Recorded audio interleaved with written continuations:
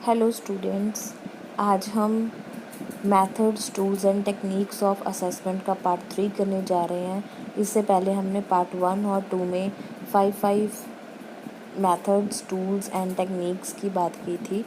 इस वीडियो में हम नेक्स्ट जो हमारे पेंडिंग रहते थे methods, tools and techniques assessment की, वो करने जा रहे हैं। तो फर्स्ट है जो हमारा 11th cloze test.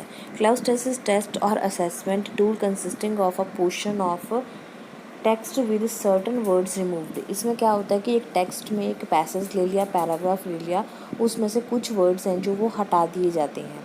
In this test participant is asked to replace the missing words. इस टेस्ट में जो पार्टिसिपेंट है उनसे जो मिसिंग वर्ड्स हैं उनके बारे में पूछा जाता है कि यहाँ पे जो फिलिंग द ब्लैंक्स है वो क्या आएगा। It is also known as cloze deletion test. इसको क्लोज डेलिशन टेस्ट भी कहते हैं। This type of test requires the ability of to fully understand text. इसमें क्या होता है कि बच्चे को टेक्स्ट की पूरी अंडरस्टैंडिंग होनी चाहिए, वोकैबुलरी उसकी अच्छी होनी चाहिए, so that learner can identify the correct words, ताकि जो लर्नर है वो एक सही जो वर्ड है उनको आइडेंटिफाई करके जो डिलीट वर्ड है पैसेज में से उनको फिल कर सके। The word clues was first directed by W.L. Tyrrell in 1953। इस टेस्ट को सबसे पहले W.L. Tyrrell लेके आया था 1953 में। In this technique words may be deleted from text in order to test the learners knowledge and skills development. एक passage में से वर्ड्स डिलीट करने का मतलब ये होता है कि लर्नर जो स्टूडेंट है उसकी नॉलेज और स्किल्स की को चेक करना। It is commonly use test in classroom teacher learning. ये कॉमनली क्लासरूम में टीचर लर्निंग टेस्ट में यूज़ किया जाता है। This technique is helpful for language teacher. Language teacher के लिए बहुत हेल्पफुल होती है क्योंकि इसमें वोकैबुलरी जो हम सीखते हैं। A language teacher may give the passage to the students consisting of a portion of text with certain words remove. इसमें जो एक टीचर है, लैंग्वेज टीचर है, वो एक स्टूडेंट को पैसेज देता है, पैराग्राफ देता है, जिसमें से वो कुछ वर्ड्स हैं जो उनको रिमूव कर देता है ताकि वो बच्चे खुद से भरें। डिलीटेड वर्ड्स में भी अ नाउन। ये डिलीटेड वर्ड जो भरने होते हैं फिलिंग द ब्लैंक्स में, वो नाउन भी हो सकते हैं, एडजेक्टिव भी हो सकते हैं, एडवर्ब भी हो सकते हैं और कंजंक्शंस भी हो सकते हैं। Then students would be asked to fill in the blanks with words that would delete the passage. और बच्चों को वो डिलीट वर्ड भरने के लिए बोला जाता है। The text should be planned according to the skills of the judged. Text है जो उसको प्लान करके स्किल के अकॉर्डिंग चूज़ किया जाता है। Grammatical exercises are the best exercise to this type of test. जो ग्रामेटिकल एक्सरसाइज का हमने टेस्ट लेना होता है वो इस टेस्ट टेक्निक के ज़रिए ले सकते हैं। The difficulty of the test can varies according to the class, mental level and age of the learners. Difficulty आपने पैसेज जो है वो कितना डिफ़िकल्ट लेना है, ये आपने बच्चे की, लर्नर की मेंटल एबिलिटी और उसकी एज को देख के लेना होता है। असेसमेंट में also depend on whether the exercise is objective और सब्जेक्टिव टाइप है। ये आप पे डिपेंड करता है कि आपने असेसमेंट है जो वो सब्जेक्टिव में लेनी है या ऑब्जेक्टिव में। ऑप्शन में भी गिवन, इसमें ऑप्शन भी दिए जा सकते हैं और student are suppose to complete the sentences according to the mental ability. और या फिर उनको बोला जाता है कि आप पैसेज पढ़ के खुद इसमें आंसर फिल करो। इसकी मेरिट्स क्या हैं जी? ये मेरिट्स हैं जो इसके, ये एक मोस्ट पॉपुलर टेक्निक है, ये लैंग्वेज लर्निंग में हेल्प करती है, प्लान्ड होती है क्लास के अकॉर्डिंग, एज के अकॉर्डिंग और स्किल के अकॉर्डिंग। इसको हैंडल करना बहुत इजी होता है। ये टीचिंग लैंग्वेज के लिए बहुत अच्छा वे है। कंसेप्ट एंड कंफ्यूजिंग वर्ड्स है जो वो सीखने आसान हो जाते हैं। इमेजिनेटिव एबिलिटी जो वो बढ़ती है, इनसे इंक्रीजिंग एंड जो थिंकिंग एंड डिस्कशन मेकिंग के स्किल्स हैं वो बढ़ते हैं।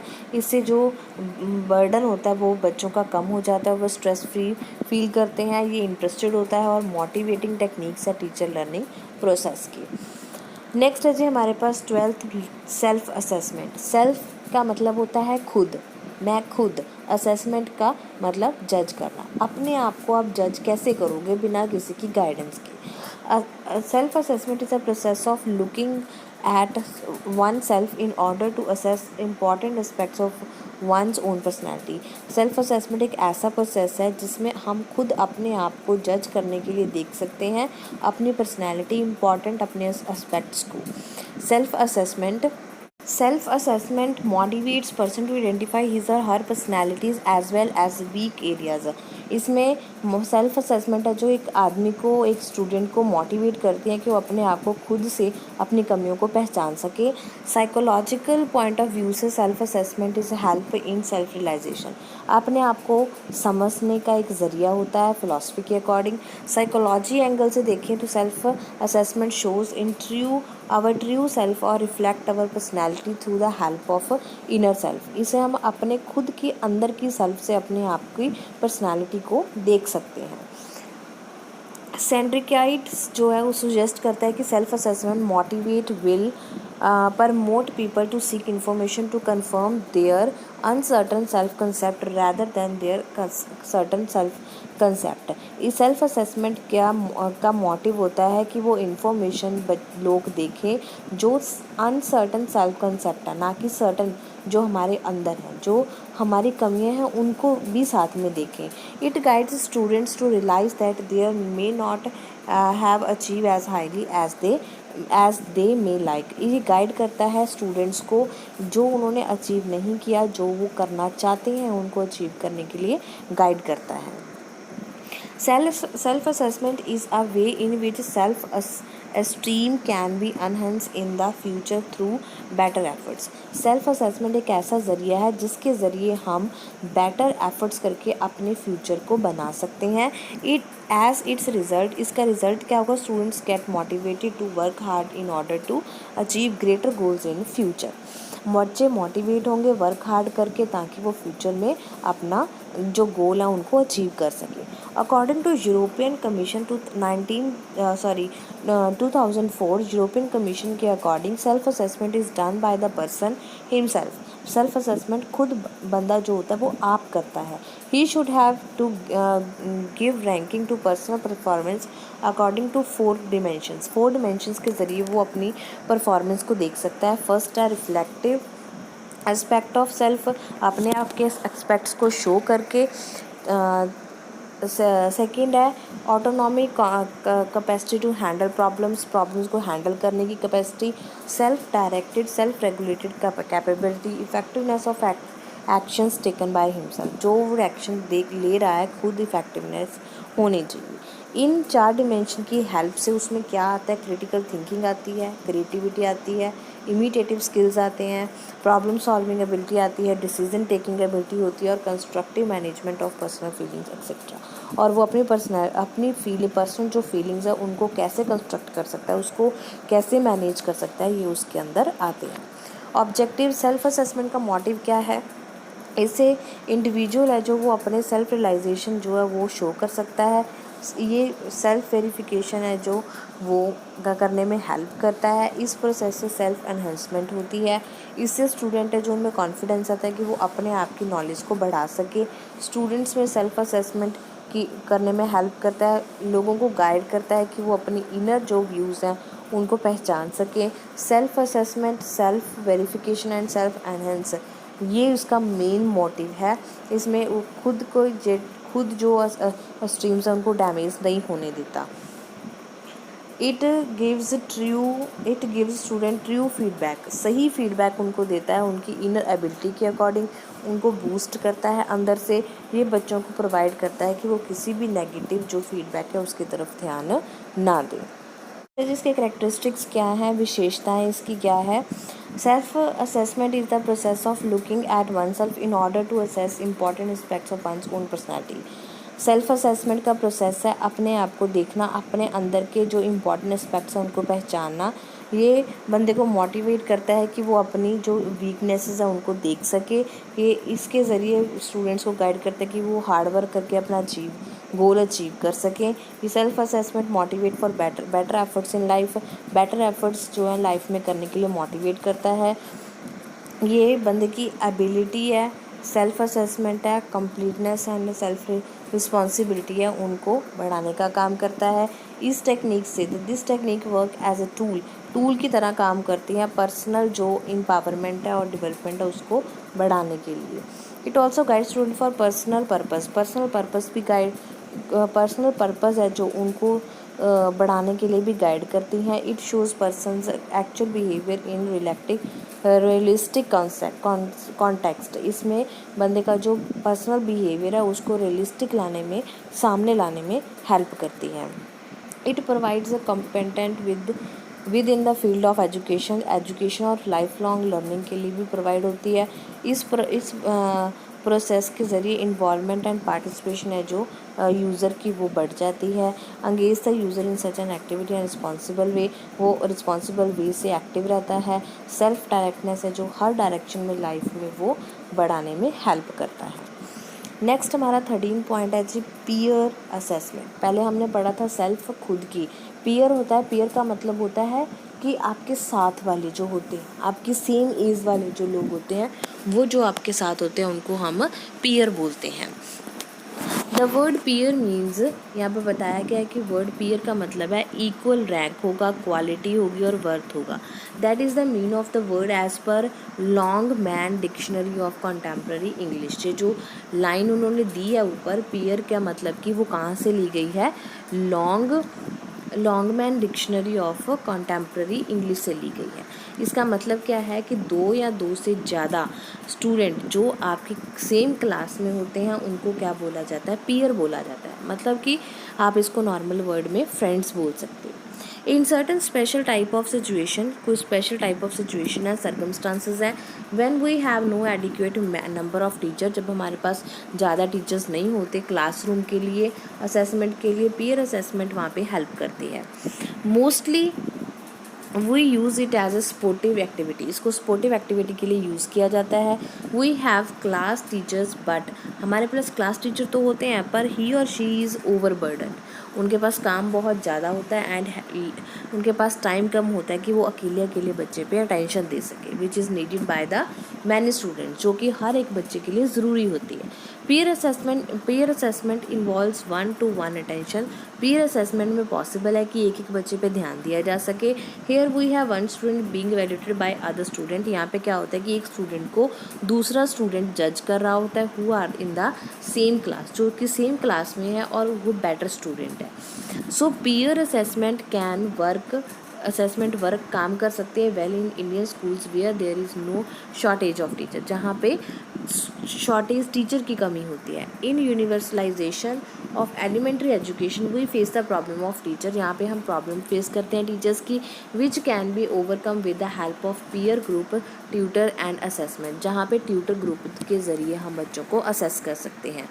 Remedial teaching can be planned on the basis of peer assessment. Remedial जो टीचिंग होती है उसको हम पीयर ग्रुप के बेस पे प्लान कर सकते हैं। वर्कशॉप एक्टिविटीज़ हैं, ग्रुप एक्टिविटीज़ हैं, उनको ऑर्गेनाइज़ किया जाता है लिंग्विस्टिक स्किल्स की डिफ़िकल्टी के ज़रिए।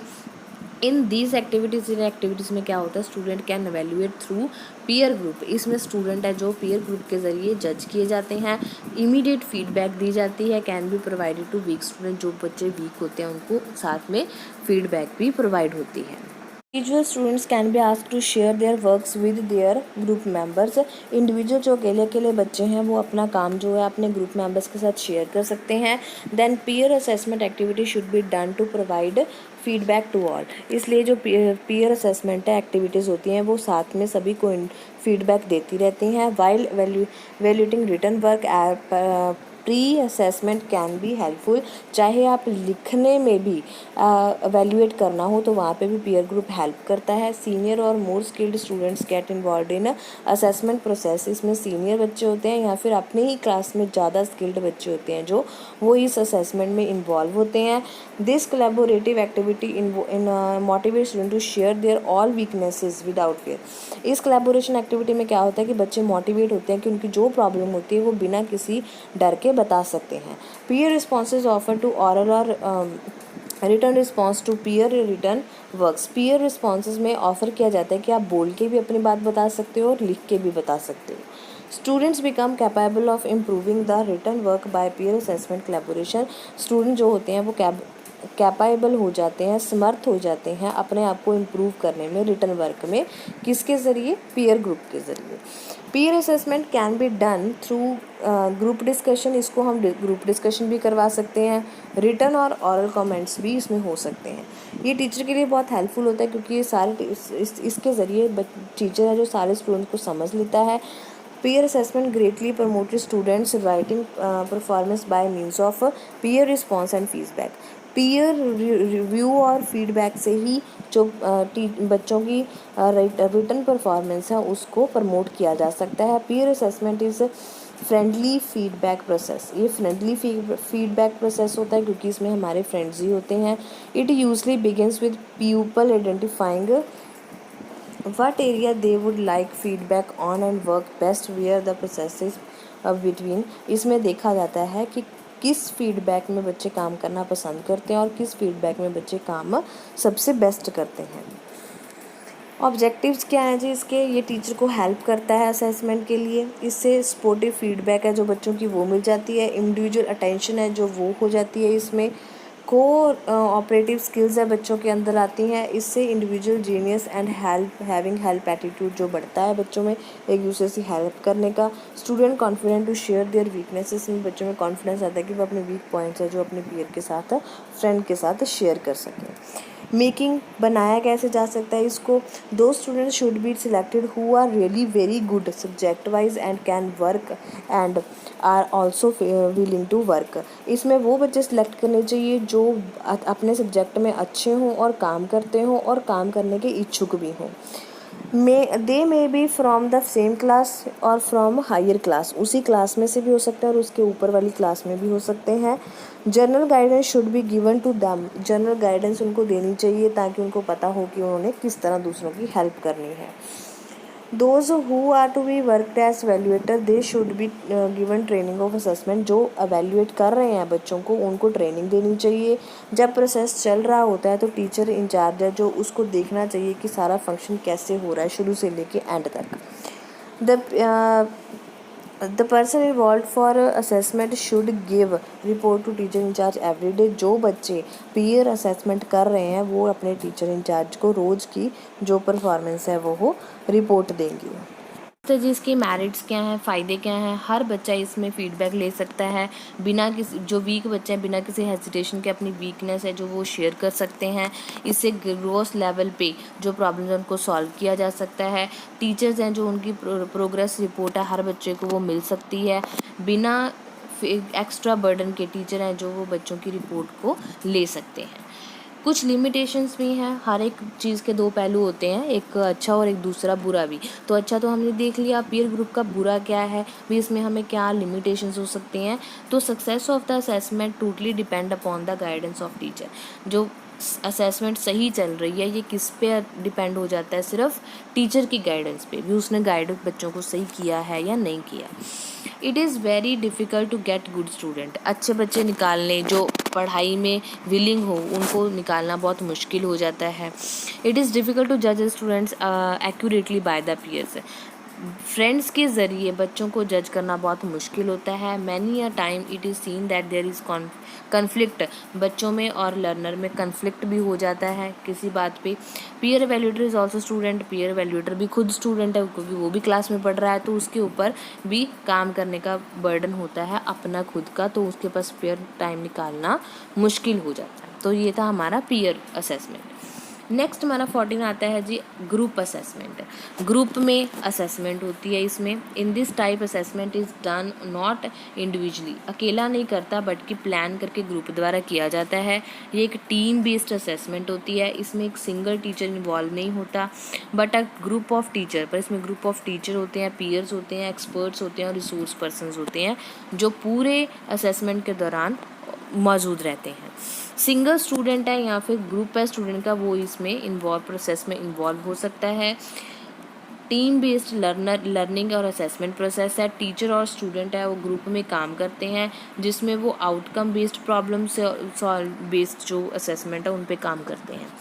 Assessing the work pursued by team और इंडिविजुअल। इसमें जो असेस करना, जज करना है वो टीम द्वारा या अकेले भी किया जा सकता है। Parents presents a significant challenge, इसमें चैलेंज होते हैं, इसमें जज करना डिफ़िकल्ट होता है। ईच और every effort is being completed by the individual और ग्रुप में जो हर एक एफर्ट है उसको जज करने के लिए मुश्किल हो जाता है। And this difficulty is specially promoted in language learning, language जो टीचिंग है उसमें ये प्रॉब्लम ज़्यादा आती है, क्योंकि ग्रुप में कभी किसी पर्सन के साथ आपकी नहीं बनती, कभी किसी कोई विचार हमारे किसी के साथ नहीं मिलते, तो ग्रुप में जो काम करना वो थोड़ा मुश्किल हो जाता है। स्टूडेंट्स आर नॉट क्लियर, कई बार बच्चे क्लियर नहीं होते about the learning benefits of group work, उनको ग्रुप वर्क के फ़ायदे नहीं पता होते। और ग्रुप असेसमेंट के they work in group without, वो ग्रुप में काम तो कर रहे होते हैं पर बिना किसी क्लैरिटी के कि उनका कौन सा गोल उन्होंने अचीव करना है इस एक्टिविटी में।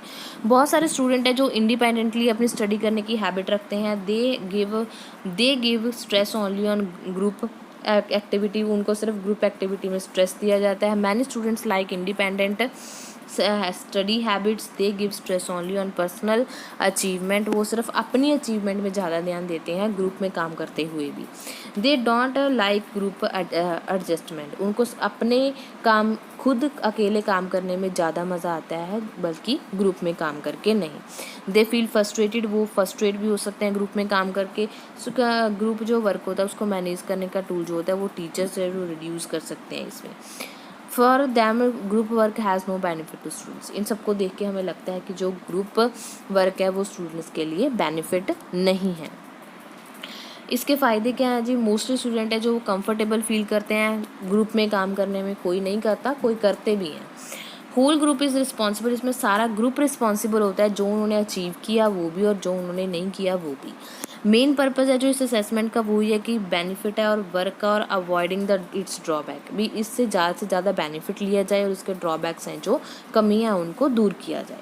Assessment reflects the quality of group work, इसमें क्वालिटी है ग्रुप वर्क की उनको दिखाया जाता है। In fact, the way in which students approach group work is largely determined by the way in which they are assessed. उसमें students वो group में काम करते हैं जहाँ पे असेस्ड उनको जज किया जाता है। टीम वर्क है ये और टीम पे बेस्ड होता है, इसमें सोशल एक्टिविटीज़ होती हैं, इंडिविजुअल कोई एक्टिविटी नहीं की जाती, इसमें सारे मेंबर्स होते हैं अकाउंटेबल होते हैं और रिस्पॉन्सिबल होते हैं हर एक प्रोडक्ट के लिए। इसमें ज़रूरी है कि ग्रुप का मेंबर है जो वो परफॉर्मेंस करे और परफॉर्मेंस है जो पीयर के बेस्ड पे हो। Each student is supported to be validated in teams of work quality, responsibility, interpersonal skills, attitudes and contributions। ये सबकी रिस्पॉन्सिबिलिटी बनती है कि work quality, responsibility, interpersonal skills और एटीट्यूड्स और कंट्रीब्यूशन वो सबको करना पड़ेगा। लिमिटेशंस क्या है इसमें? स्टूडेंट है जो वो इस ग्रुप में प्रैक्टिस नहीं अच्छे से कर पाते, कंट्रीब्यूशन है जो गोल के लिए वो नहीं दे पाते, एक्सपर्ट टीचर या रिसोर्सेज पर्सन है वो हमें ग्रुप वर्क के लिए नहीं मिल पाते, चेक हर एक बच्चे की स्किल को चेक करना इसमें मुश्किल हो जाता है, इंडिविजुअल रिस्पॉन्सिबिलिटी इसमें नहीं रहती ताकि बच्चा जो है अपनी रिस्पॉन्सिबिलिटी नहीं समझता वो ग्रुप में किसी का भी नाम लगा सकता है। इसमें कोऑर्डिनेशन है जो टीचर्स का, रिसोर्स पर्सन्स का और पीयर्स का, ये बहुत ज़रूरी है क्योंकि काम पीयर ग्रुप में हो रहा है तो उनमें आपस में तालमेल होना बहुत ज़रूरी है, नहीं तो ये तालमेल करना मुश्किल हो जाता है।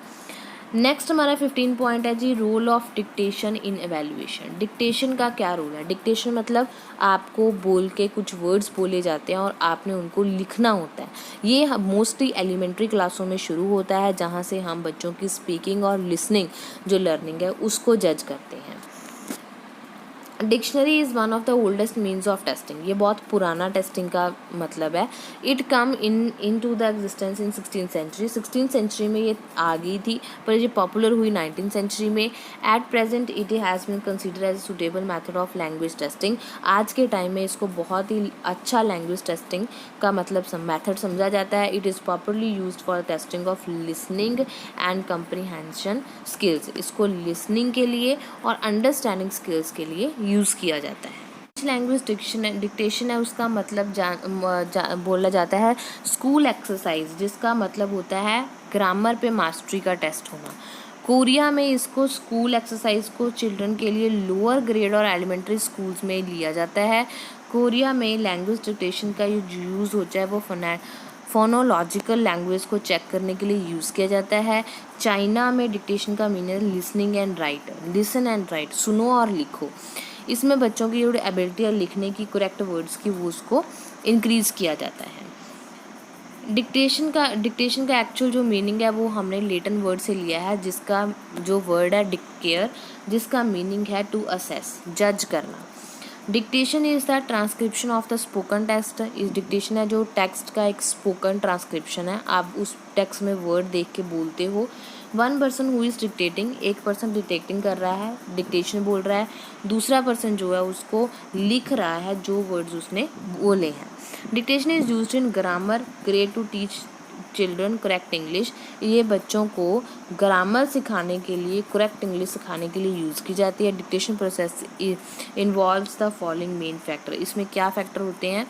इसमें correct speaking of words, pronunciation teacher की अच्छी होनी चाहिए, करेक्ट हेयरिंग ऑफ वर्ड, जो सुनता है वो उसका ध्यान जो होता है वो वर्ड पे होना चाहिए।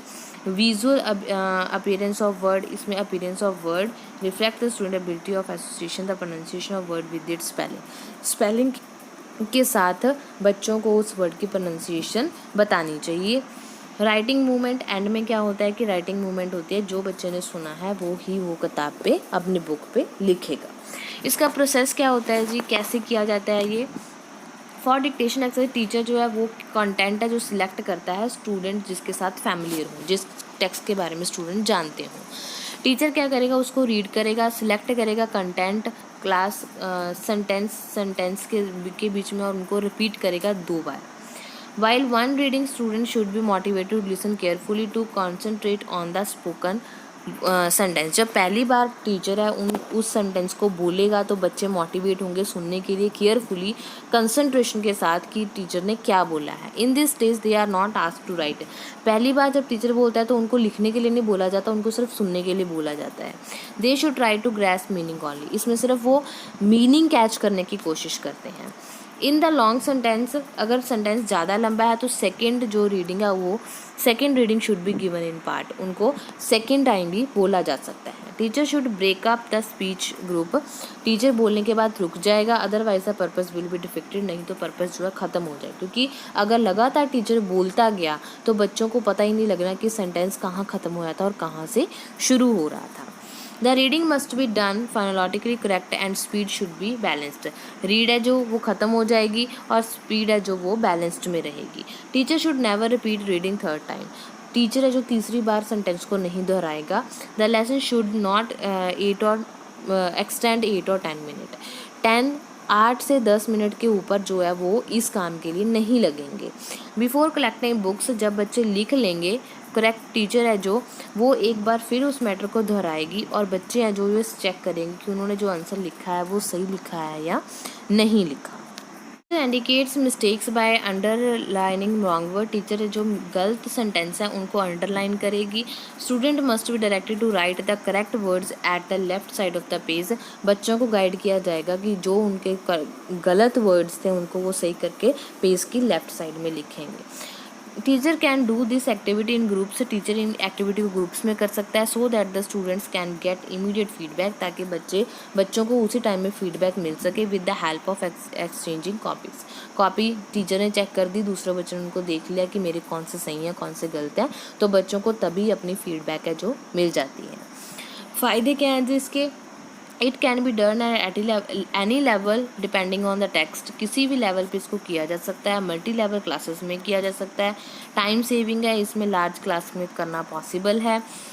लिसनिंग और कंप्रीहेंशन स्किल है जो वो मजबूत होते हैं, इससे प्रोनाउंसिएशन स्किल्स बढ़ती हैं। अंडरस्टैंडिंग पावर है जो बच्चों में वो डेवलप होती है, और राइटिंग जो स्किल है वो भी डेवलप होती है। नेक्स्ट हमारा 16 पॉइंट है जी मेस्क्यू एनालाइज। मेस्क्यू एनालाइज होता है holistic views that help us teacher identify the queuing system used by the reader।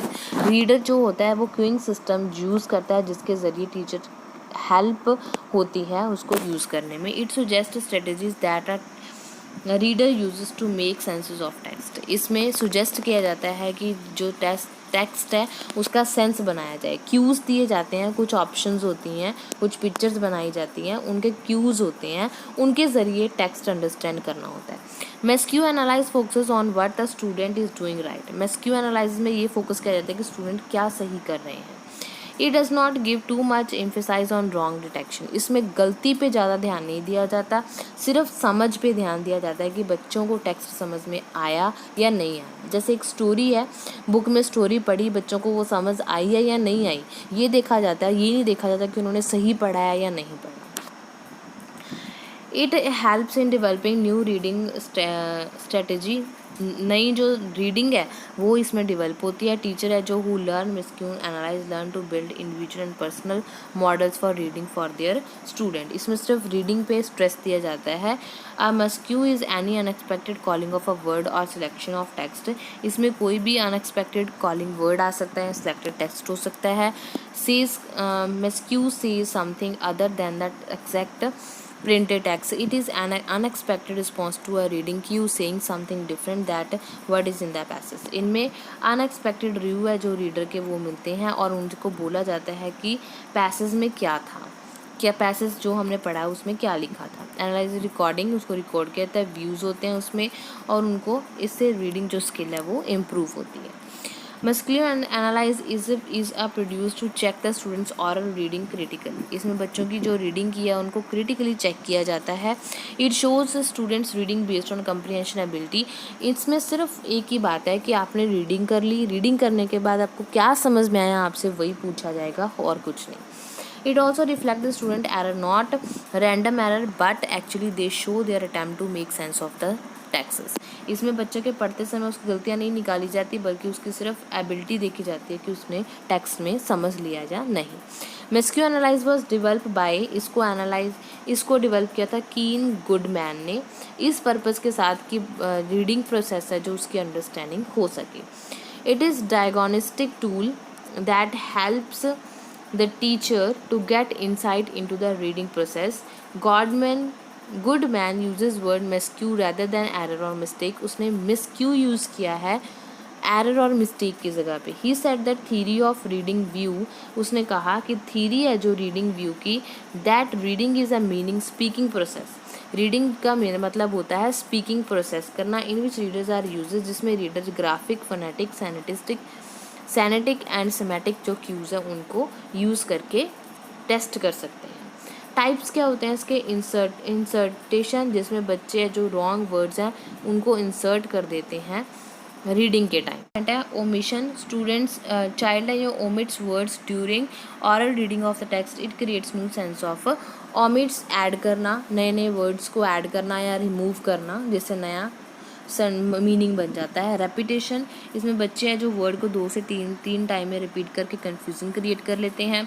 Reversal, इसमें रीड किए हुए वर्ड जो होते हैं उनको रिवर्स ऑर्डर में रखा जाता है जिससे जो टेक्स्ट की जो सेंस है वो चेंज हो जाती है। Substitution, children starts doing substitution of words due to similarity और डिफ़िकल्टी, सिमिलैरिटी और डिफ़िकल्टी की वजह से वो कुछ वर्ड्स हैं जो उनको रिमूव कर देते हैं। इसको करते समय माइंड में क्या रखना चाहिए? मस्क्यू रीडिंग में क्या चाहिए कि should be ask to read unfamiliar stories और टेक्स्ट, जो हमने नहीं पढ़े वो ही टेक्स्ट में पढ़ने चाहिए। इसमें जो है तभी मस्क्यू एनालाइज है जो वो पूरा हो सकता है, क्योंकि अगर हमने पहले से टेक्स्ट पढ़ा होगा तो हमें तो पहले पता ही होगा कि उसकी स्टोरी क्या है, हमें वो टेक्स्ट लेने चाहिए जो हमने कभी पढ़े ना हो। This tool is not for beginner, ये शुरुआती बच्चों के लिए नहीं है, ओनली एक्सपर्ट टीचर इसको कर सकते हैं। Each miscue should be noted and suggested should be followed, इसमें हर एक के नोटेड और सुजेशन है उनको फॉलो किया जाता है। इस क्यू सिस्टम में लेवल डिफ़िकल्ट होते हैं। गुड टाइम है जो पार्ट ऑफ टीचर को इसमें अच्छा टाइम अपना देना चाहिए, तभी वो एक रीडिंग प्रोसेस को समझ सकेगा। तो ये हमारे थे इस चैप्टर का पार्ट 3 के आगे के मेथड्स, टूल्स एंड टेक्निक्स जिसके ज़रिए हम स्टूडेंट्स को जज कर सकते हैं। इसमें हम क्वेश्चंस दिए गए हैं। डिफरेंट लैंग्वेज टेस्ट जैसे कि ऑरल, रिटन, मल्टीपल चॉइस, ये सारे लैंग्वेज टेस्ट में आएंगे। टेक्निक्स, कौन कौन सी टेक्निक्स हैं, आप इसमें सब सारी टेक्निक्स को छोटा छोटा करके लिख सकते हैं। रेटिंग स्किल क्या है वो लिखना है, पोर्टफोलियो क्या है वो बताना है आपको। क्लोज टेस्ट, सेल्फ असेसमेंट, और सेल्फ असेसमेंट और पीयर असेसमेंट में क्या फ़र्क है, ये शॉर्ट क्वेश्चंस में आ सकते हैं। नेक्स्ट 6th क्वेश्चन है इसमें about the role of dictation का क्या रोल है, मस्ट क्यू एनालाइज का क्या रोल है, ये लॉन्ग क्वेश्चन में बन सकते हैं। आगे शॉर्ट क्वेश्चन में जो बनेंगे उसमें major objective type test items कौन कौन सी होती हैं, जैसे कि multiple choice questions, filling the blanks, true false, ये इसके टाइप्स हैं।